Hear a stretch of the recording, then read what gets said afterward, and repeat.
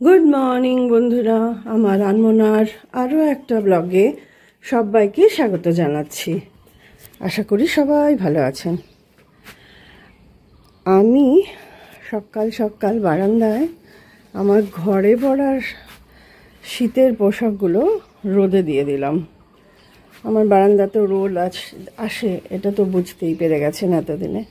আর এই রোদে দিতে গেলাম। আমার প্রত্যেকটা জ্যাকেটে গত বছরে পাম্মির লোমে ভর্তি। ওকে কোলে নিতাম তো, আর প্রচুর লোম। সকাল সকাল এত কষ্ট হলো, এত মন খারাপ হয়ে গেল। কিন্তু মন খারাপ নিয়ে বসে থাকলে তো চলবে না, সব কাজই করতে হবে। রোদ চলে যাবে, তাই জন্য জামা কাপড়গুলো রোদে দিয়ে দিলাম। দাঁড়ান দেখাচ্ছি। আমি ইনফ্যাক্ট কালো কিছু কেনাই বন্ধ করে দিয়েছিলাম। গত বছরের এই কালো জ্যাকেটটা ভর্তি লোম, এগুলো আমাকে এখন বাঁচতে হবে। ঘরে একদম কত দূর পর্যন্ত, মানে এই ওই মাথা পর্যন্ত পুরো রোদ, সেজন্য রোদে দিলাম। আর আজকে ব্লগ করছি কেন, সেটা ক্রমশ প্রকাশ্য। তবে আজকে সারাদিনের বিশাল কিছু ব্লগ হবে না। সকালটা খুব সুন্দর লাগে, মনটা খুব ভালো থাকে, তাই জন্য সকালবেলা আপনাদের কাছে চলে আসলাম। বিকালবেলা আবার আপনাদেরকে নিয়ে এক জায়গায় যাব, তাহলেই বুঝতে পারবেন কেন আজকে ব্লগটা করেছি। আপাতত টাটা। আজ বেশ সকাল সকালই আশিস, মানে আমায় সবজি দেন যিনি, আশিস চলে এলো, তো কিছু সবজি রাখলাম। না না, একাটি। আর শিম থাকলে দাও। না শিম, হ্যাঁ শিম আছে, দরকার নেই। আনার পর এইটা একটা মস্ত কাজ, যে সবজিগুলো আবার প্যাক করে করে ফ্রিজে ঢোকানো। আমি সমস্ত সবজি এই ধরনের কাপড়ের ব্যাগে রাখি, তাতে সবজিটা খুব ভালো থাকে। কখনোই প্লাস্টিকের ব্যাগে রাখি না। এবং শাক যদি 2-3 দিন রাখতে হয়, তাহলে শাকটাকে একটু খুলে মানে একটা পেপারের উপরে বিছিয়ে সে পেপারটাকে রোল করে তারপরে একটা পলিপ্যাকের মধ্যে ভরে রাখি। একদম শাক পুরোপুরি টাটকা থাকে, যেরকম আজকে কিনেছি সেরকমই থাকে। শীতে জিন্সের সাথে পরার টপগুলো এই একটা অর্গানাইজারে আমি প্যাক করে রাখি। এগুলো কোনো ক্রাশড হয় না তো, একটু সিনথেটিক টাইপের, তো সেই জন্য এগুলো পরপর একটু রোদে দিলাম সকালবেলা। রোদে দিয়ে এখন একটু গুছিয়ে রাখলাম। আজকে ইলাদি ছুটি দিয়েছি, তাই জন্য বানিয়ে নিলাম ম্যাগি। এটা কিন্তু আটা ম্যাগি। আমি খুব কম খাই, কিন্তু এই সব ক্ষেত্রে বেশিরভাগ ক্ষেত্রেই বানাই। দুধ কর্নফ্লেক্স খেয়ে নিই, নাহলে ওটস খেয়ে নিই, কিন্তু আজকে সানডে বলে একটু স্পেশাল, তাই ম্যাগি খেলাম। ফেসবুক থেকে দেখে লেভেল আরনা বলে একটা কোম্পানিতে খুব ভালো একটা প্রোডাক্ট অর্ডার করেছিলাম, ক্যাশ অন ডেলিভারি। তো সেটা আজকে এসছে, তাই আপনাদের সাথে শেয়ার করছি। কেমন দেখতে এটা? আমার তো দারুণ পছন্দ হয়েছে। এটা একটা শার্টিনের কাপ্তান, কিন্তু উইথ বেল্ট, হিডেন বেল্ট। পিছনেও কিন্তু বেল্ট নেই, ভিতরে বেল্টটা আছে। তো দারুণ পছন্দ হয়েছে। আহা হা, এটা বাইরে পরা যাবে রীতিমতো। আও দারুণ দারুণ। এখন বাজে বিকেল 4:15, আমি রেডি হয়ে গেলাম। সেটা হলো আমি যাচ্ছি, আমার বান্ধবী আছে রিনাদি, তাদের আজকে গ্রুপের নাট্য উৎসব আছে। তো 3খানা নাটক আছে। তো কি নাটক, কেমন নাটক, সেগুলো সব হলে গিয়ে চুচুড়া রবীন্দ্র ভবনে, ওখানে গিয়ে তারপর তোমাদের সাথে শেয়ার করব। টাটা, টোটো এসে গেছে, বাই। রবীন্দ্র ভবনে ঢুকেই দেখি চারিদিকে কত ছোট ছোট স্টল মতো বানানো হয়েছে, মনে হয় কোনো মেলা টেলা আছে। ওই যে রিনাদি আসছেন। এতটুকু দেরি না করে আপনাদের সকলকার ভালোবাসা নিয়ে আমরা শুরু করছি চন্দননগর অনুলাপের এই 25 বছরের নাট্যোৎসব। শুভ সন্ধ্যা। নাটকের জয় হোক। আপনার প্রথম নাটক সারথীর প্রযোজনায় চেরাইখানার অন্দরে।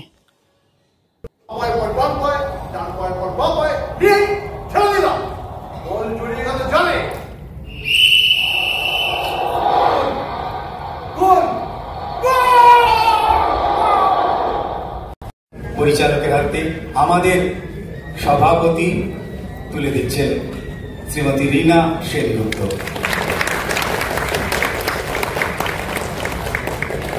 এরপর শ্বশুরবাড়ির লোকজন জামাইয়ের অত বড় লোক লুকিয়ে তোর বিয়ে দিল।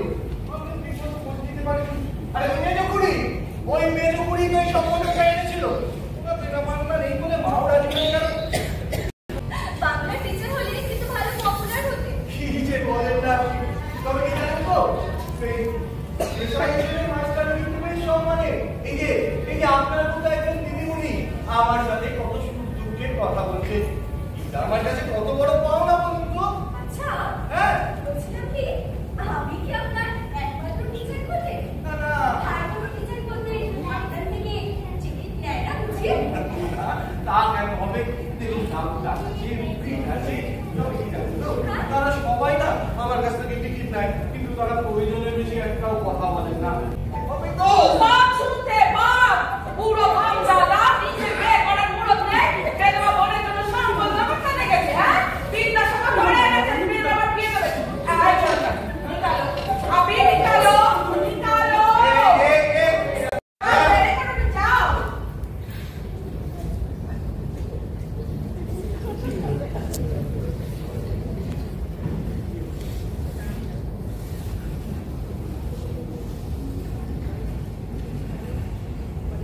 ভালোবাসি ভালোবাসি ভালোবাসি ভালোবাসি।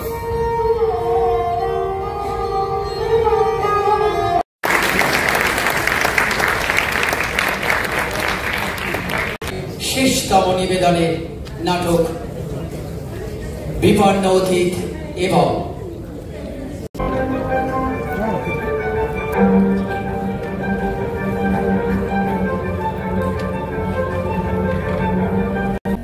ওই হলো সেই কালপ্রিটটা যার কথা আপনাকে আমি ফোনে জানিয়েছিলাম। আচ্ছা, এই যে দেখছেন ক্রাশটা, এটা ওই লোকটা কেড়ে রেখে দিয়েছে। চুপ করে বসে আছে দেখুন স্যার, তেমন হচ্ছে ভাজাবাজি উঠতে গেছে জানি না। ভাবতে পারছি না স্যার, বাড়ির মধ্যে আমি রয়েছি, মা রয়েছে, আমাদেরই সামনে হঠাৎ করে এমন ভাবে আমাকে মা তোমার শরীরটা একটু খারাপ তাই ওকে ওনাকে উঠেই বুঝিয়ে দিতে কত ধানের কত চাল। তাছাড়া স্যার, আমরা যদি আপনাকে থানায় খবর না দিয়ে এই জঘন্য লোকটাকে নিজেরাই দাঁড়ান। এতদিনের কোনো বন্ধু বাড়ি খোঁজ করে করে এতদিন পরে এসেছে, মানে একটু আমার কথা আমাদের কথা। জানেন স্যার, এর আগে কিন্তু উনি আরেকদিন এসেছেন। আগে বলতেন এই মানে ওই মাসখানেক আগে দেখলেন, তার কি উনি নিশ্চয় এই ধরুন রবিবার হবে। হ্যাঁ, রবিবার। সেগুলো উনি মানে বিস্তার দিচ্ছেন। আর আমি একেবারে একটু টাকা চাচ্ছি। এমন সময় এটা বাড়ি হয়ে যাবে। হ্যাঁ, কিন্তু স্যার খুব বিচ্ছিরি ভাবে এক থানা কলেজ থেকে বাড়ি যাচ্ছে। আর এখন বুঝছি না কতদিন বেড়াচ্ছে। আমি আপনাকে শুধু বদমাশি করছি। তো বদমাশি যদি করে একবার পালিয়ে যাবে। কিন্তু না, এই তো পালিয়ে যাচ্ছে। তখনই আমি ভাবলাম অচেনাটা এসেছে। আর লোক তো এই এতগুলো সেই নেই ওপরে কত হাম ধরে গেছে। হ্যাঁ, বসুন ওরা। হ্যাঁ, বলছিলাম একটু খাবার জোগাড় হলে বড় ভালো হয়। প্রথমে যেতে পারবেন তো? হ্যাঁ হ্যাঁ, এখন তো গতই চলছে। হ্যাঁ, বলুন। বলছি না গিয়ে বাড়িতে এসে বললো বাবা ছোটবেলাকার বন্ধু এটা নিয়ে নাটক শুরু করে দেখি তোরা কি বাবা শুনো মা, লোকটা চিনুন। না হলে পরে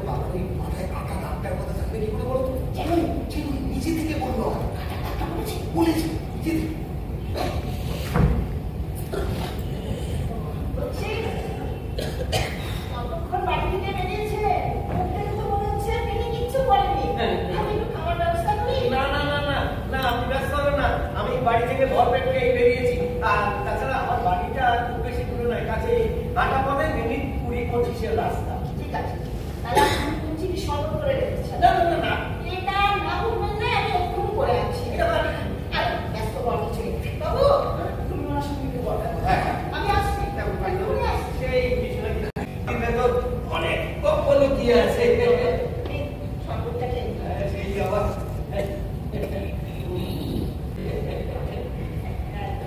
পরে বন্ধুকে মনে করেছে নাকি?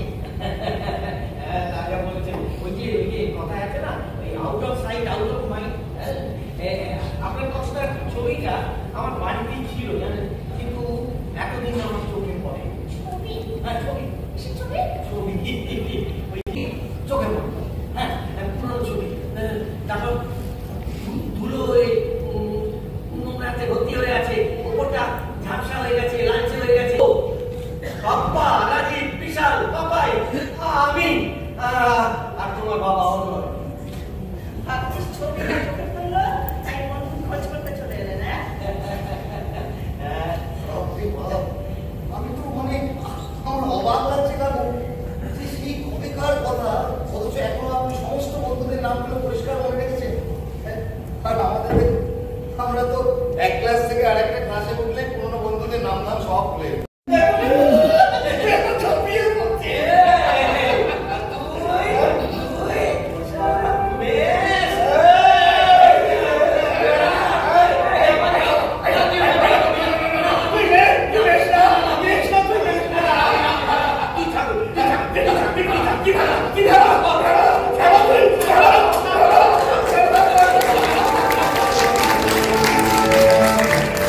যিনি গান করছেন, গান করেন, কয়েকদিন পরে এসে দাবা খেতে শুরু করলো।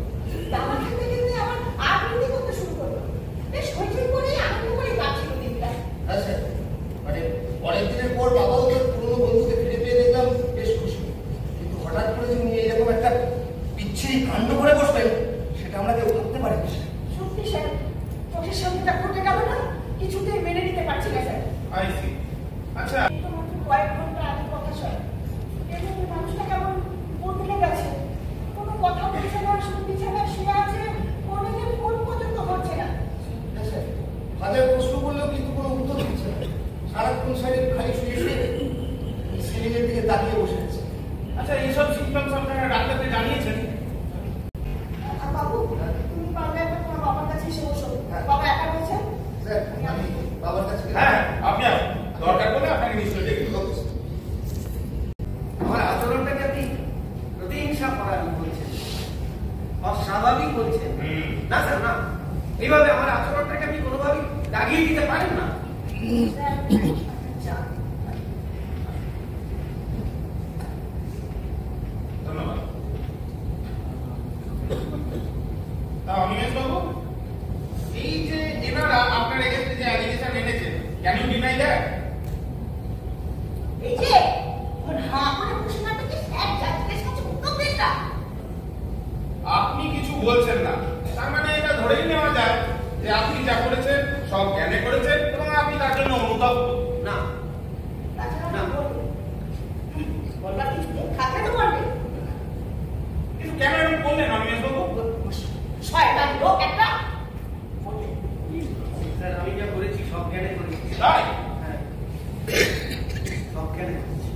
তাই? আচ্ছা, জানিস বাবু, আজ অনেকদিন পর ছোটবেলার সেই লুধিয়ানি গ্রামের কথা মনে পড়ে যাচ্ছে। গ্রামের গা ভেসে ইছামতি নদী, আর ইছামতির ধারে প্রকাণ্ড এক বট গাছ। বট গাছটা ঝুড়ি ধরে আমরা রোজ দোল খেতাম। আর ইছামতির ঢেউয়ে বাঁধ ভাঙতে ভাঙতে আব্দুল চাচা আমাদের দেখলেই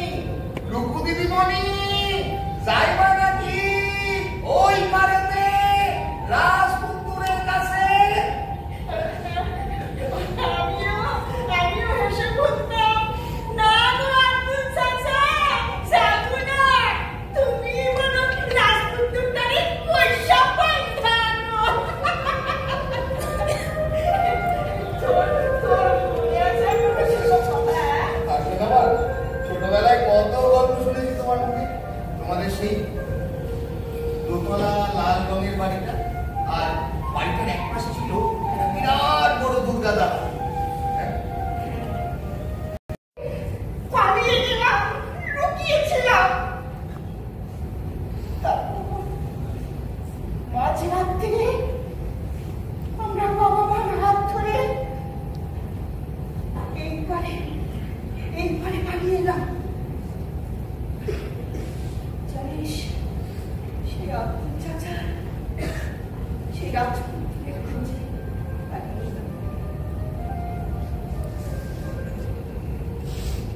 আমাকে সেই পুরোনো বাড়ি,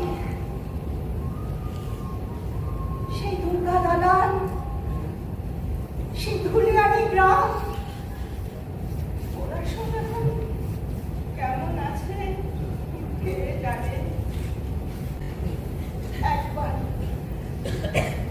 একবার যদি ফিরে যাওয়া যেত। আমার কি আমি কি কথা বললি রে? সত্যি বলছিস তো? আমি এক্ষুনি যাচ্ছি। আমি কাল থেকে তুই বলছি যাবো, আমি কালই তোকে একটা যশোরের স্পেশাল ডিশ রান্না করে খাওয়াবো। আমি আসছি, এক্ষুনি আসছি। মনে আছে মা, আমি যখন ক্লাস 2 এ পড়ি, সে বছরের জন্মদিনে বাবা আমাকে একটা ছোট্ট পেন্সিল বক্স গিফট করেছিল। আকাশেতে ঘরে ঘুরিনি, সৃষ্টির মধুচূর্ণি, আকাশেতে ঘরে ঘুরিনি, সৃষ্টির মধুচূর্ণি, বাজল গান গান জানাবো প্রলয়ের জয় ডঙ্কা, পিনা যেতে লাগে টঙ্কার, পিনা যেতে লাগে টঙ্কার, পিনা যেতে লাগে টঙ্কার। জোয়ার কেন আসে? বৃদ্ধ মাঝি অবাক হয়ে ধ্যান ফেলিয়ে নিজের চোখে চোখ রেখে নিজেকে বারবার প্রশ্ন করছিলাম, শত অপরাধের বিনিময়ে একটা মাত্র চর, আর সেই একটা চর মারতে তোমাকে আর কত সময় দেওয়া যাবে মিস্টার অনিমেষ বসু? তাই এত বছর পর বন্ধুর বাড়ি খুঁজে খুঁজে এসে চটটা তাকে মারলেন। স্যার যখন ধরা পড়েছে তখন তার চিকিৎসা করিয়ে দেওয়াই ভালো, তাই নয় কি? অনিমেষ বাবু, চড় মারা কাহিনী তো একটা অপরাধ। স্যার আমি তো তাও অ্যান্টিবায়োটিক চান করিনি স্যার, জাস্ট একটা প্যারাসিটামল দিয়েছি। অনিমেষ বাবু, অনিমেষ বাবু, হ্যাঁ স্যার। একবার কি টাকা আপনার একটা ছবি তুলে রাখলাম, জানি না কোনো কাজে লাগবে কিনা, তবু রাখলাম। আপনার কেসটা ভারতীয় ন্যায় সংবিধানে কোন কোন ধারায় দেবো সেটাই ভাবছি। কোথায় গেল? উনি ছেড়ে দিয়েছেন। বলছি ছেড়ে দিয়েছে মানে না, তুই না বদমাস ক্রিমিনালকে ছেড়ে দিলে রাষ্ট্র। শুনুন, ওই চড় মারার সপক্ষে ওনার যথেষ্ট যুক্তি ছিল। যুক্তি? হ্যাঁ, যুক্তি। কিসের যুক্তি? কিসের যুক্তি? ছোটবেলায় কে তাকে কি করেছে সেসব মনে রেখে ঘুরে এতদিন পরে এসেছেন তার প্রতিশোধ তুলতে। আর এটা একটা যুক্তি বলছে? এটা যুক্তি না, মানসিক বিকৃতি। দেখুন স্যার,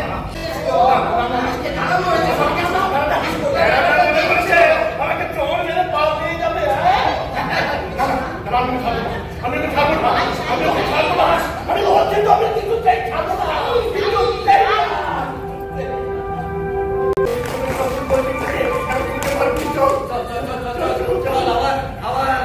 মাঠে ভেটকি দেখাবে, নিচে দাঁড়িয়ে করি দেবো, তুই রক্ষা করবি। আর তুই লেগ হাত থেকে বল নিয়ে ছুটবি, বল ছেড়ে দিবি সৌরভের দিকে। তুই বার করতে হবে সৌরভকে, কিন্তু তুই বল ছেড়ে দিচ্ছিস না। না না, আমি গোল পোস্টের নিচে দাঁড়িয়েছি, তারপরে বলবো সৌরভ পাস দে, দীপককে পাস দে। বিক্রম ড্রিবল করিস না, বল ছেড়ে দে, পার করে পাস করে।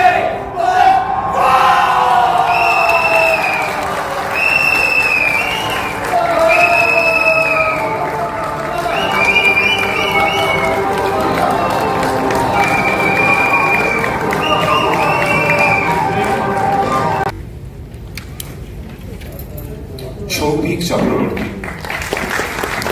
সৌম ব্যানার্জি, রঞ্জন চক্রবর্তী, সন্দীপ আটে, রীনা সেনগুপ্ত। আচ্ছা, মিউজিকে আছে আমার কাকা অসীম সেন, আলোয় কল্যাণ দা, আলোক ঘর, আর আর সাউন্ডে অজয়। আর আমি মলয় সেন। আমি আগেই আপনাদের বললাম, আপনাদের ভালো লাগাটা আমরা চাই, ভালো লাগুক। যদি ভালো না লাগাতে পারি তাহলে আপনাদের কাছে কিন্তু অস্ত্র রয়েছে আমাদের গালাগালি দেওয়া, আমাদেরকে শাসন করার। এবার বাড়ি ফেরার পালা। আমার একজন টোটো বলা ছিল, উনি চলে এসেছেন, ওনার জন্য ওয়েট করছি। প্রচণ্ড জ্যাম হয় এই সময়, প্রচুর স্কুটার মোটরসাইকেলে ভর্তি থাকে, কারণ প্রচুর ছেলে মেয়ে ওখানে গিয়ে আড্ডা মারতে যায়। ওই জায়গাটা একটা চুচুড়ার আড্ডা স্থল আর কি। পৌঁছালাম ঘরে। যথারীতি ঘরে ঢোকার সময়তে বড্ড কষ্ট হয় পাম্মুটার জন্য। অন্য সময়টা ভুলে থাকা যায়, কিন্তু এই যে দরজার পিছনে পাম্মুর পায়ের জাপাজাপি, এটা ভোলা যায় না কিছুতেই। যাই হোক, নাটকের নানা দৃশ্য তুলতে গিয়ে অনেকটাই বড় হয়ে যাবে আমার মনে হচ্ছে ব্লগটা, তাই জন্য আর বেশি কথা বাড়াচ্ছি না। শুধু একটাই request, like, share, subscribe. Thank you, ভালো থাকবেন, শুভরাত্রি, টাটা।